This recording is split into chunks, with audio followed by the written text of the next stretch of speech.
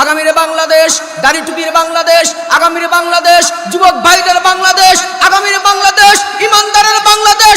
আমলিগকে ডরাই না, বিএনপিকে ডরাই না, জাতীয় পার্টিকে ডরাই না, জামাত ইসলামকে ডরাই না, চরমনাইকে ডরাই না। যারা কুরআনের বিরুদ্ধে, আল্লাহর বিরুদ্ধে, রাসূলের বিরুদ্ধে যাবে, তাদের বিরুদ্ধে আমরা কথা বলতে ছাড় দেব না। কথা বলেন ঠিক কিনা মুসলমান?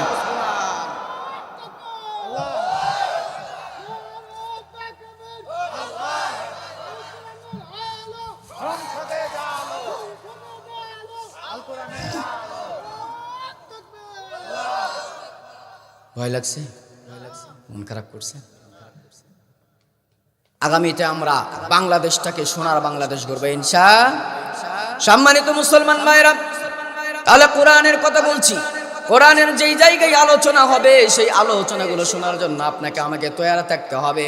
আল্লাহর পয়গম্বর যখন কোরআনুল কারীম তেলাওয়াত করতেন, কোরআন হাদিসের কোনো আলোচনা শোনাইতেন, সাহাবায়ে কেরাম চাতক পাখির মতো কোরআনের আলোচনাগুলো তাদের দিলের মধ্যে শ্রবণ করতে। জোরে বলুন সুবহানাল্লাহ।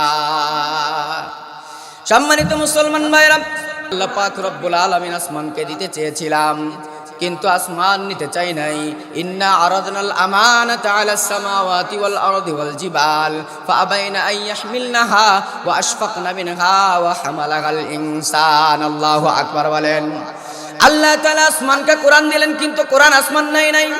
আল্লাহ পাক রব্বুল আলামিন জমিনকে কোরআন দিলেন, কিন্তু জমিনও কোরআন নেন নাই। আল্লাহ পাক রব্বুল আলামিন পাহাড়কে কোরআন দিলেন, কিন্তু পাহাড় কোরআন নেন নাই। এইভাবে আল্লাহ পাক রব্বুল আলামিন অনেকের মাঝে কোরআনটা দিতে চেয়েছিলেন, কিন্তু কোরআন নেন নাই। মানুষকে আল্লাহ তাআলা অতীব দুর্বল করে পৃথিবীতে পাঠায় দিলেন। এই দুর্বল মানুষটাকে যখন আল্লাহ তাআলা কোরআন দিয়ে দিলেন, মানুষটা আদরে আপ্যায়নে গ্রহণ করেন নাই। আল্লাহ তাআলা বললেন, শোনো, যারা এই কোরআনটা নিবে, কোরআন যাদের মাঝে থাকবে, এই কোরআনটা তাদেরকে দিব ঠিকই, কিন্তু এর সংরক্ষণ হেফাজত আমি আল্লাহ করবো। জোরে বলুন সুবহানাল্লাহ। সম্মানিত মুসলমান ভাইরা, গভীর মনোযোগ, দিলের কানটা লাগায়া দেন। আল্লাহর পয়গম্বর কোরআনুল কারীম তেলাওয়াত করত। ওই যুগের কাট্টা কাফের, বেঈমান, মুনাফিক, মুশরিকগুলো মক্কার মধ্যে বড় বড় লিডার কাফের, মুনাফিক, বেঈমানরা কোরআন তেলাওয়াত শোনার জন্য চলে আসতো। সুবহানাল্লাহ বলেন।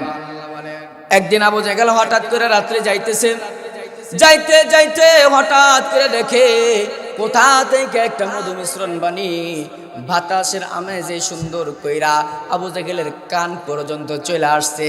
যে আবু জেহেল কোরআন বাধারিত, যে আবু জেহেল কোরআন শুনতে পারতো না, যে আবু জেহেল কোরআন দেখতে পারতো না, যে আবু জেহেল কোরআন পড়নেওয়ালাকে হত্যা করতো, শাহাদাত বরণ করে দিত, সে আবু জেহেলের কথা আমি আপনাদেরকে শোনাচ্ছি। দিলের কানটা লাগায়া দেন।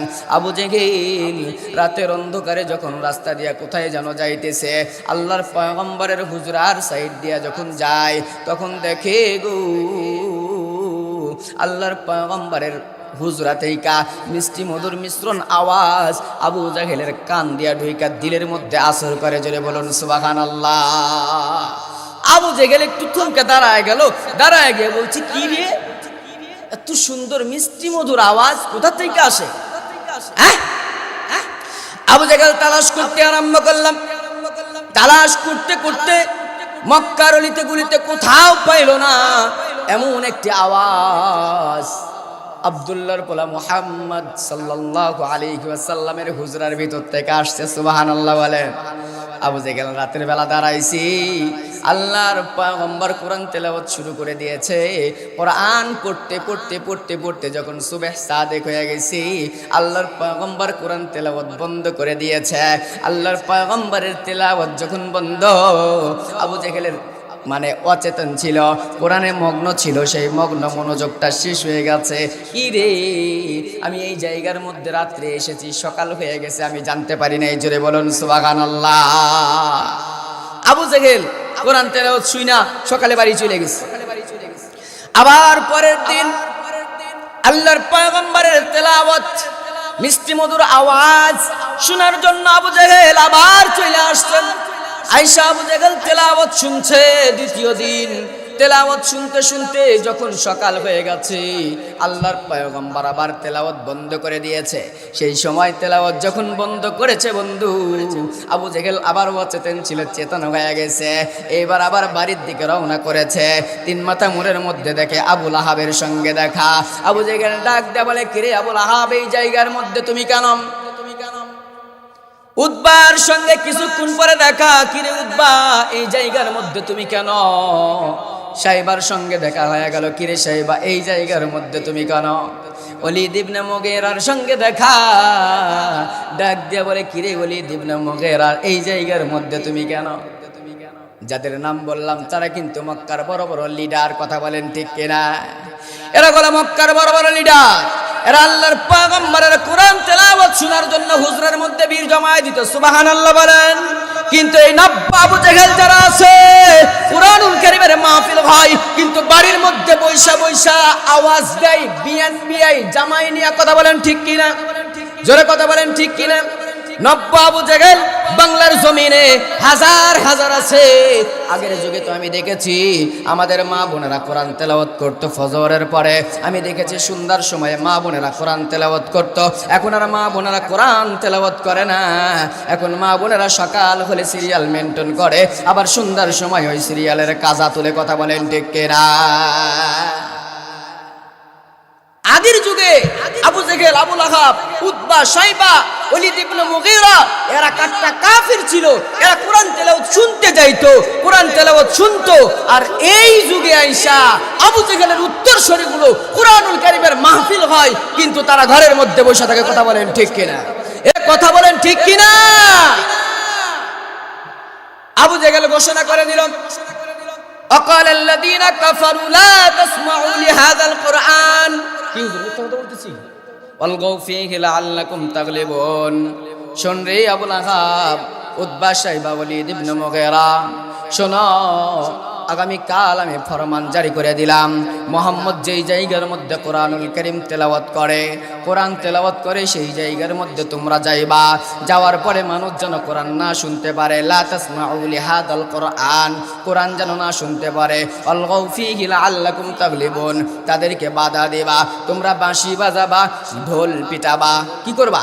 বাঁশি বাজাবা, ঢোল পিটাবা, হট্টগোল করবা, গন্ডগোল করবা। কোরআনুল কারীম যেন মানুষের কর্ণকুহরে না পৌঁছে, মানুষ যেন ঢোলের আওয়াজ আর বাঁশির আওয়াজ শুনতে পারে, কথা বলেন ঠিক কিনা? আবু জেহেল কোরআনুল কারীম শোনার জন্য বাধা দিয়েছিলাম। কিন্তু এই যুগের না আবু জেহেল আছে, আমরা অনেক মঞ্চে কথা বলতে গেলে আমাদেরকে সিরকুট দিয়ে দেয়, হুজুর সময় ভালো না, কথা বলা যাবে না। কি হুজুর সময় ভালো না, কথা বলা যাবে না? কিসের সময় ভালো না? এখন আমাদের দেশটা 5 আগস্টে স্বাধীন হয়ে গেছে, এখনো পর্যন্ত স্বাধীনভাবে চলতে পারি নাই, কথা বলেন ঠিক কিনা?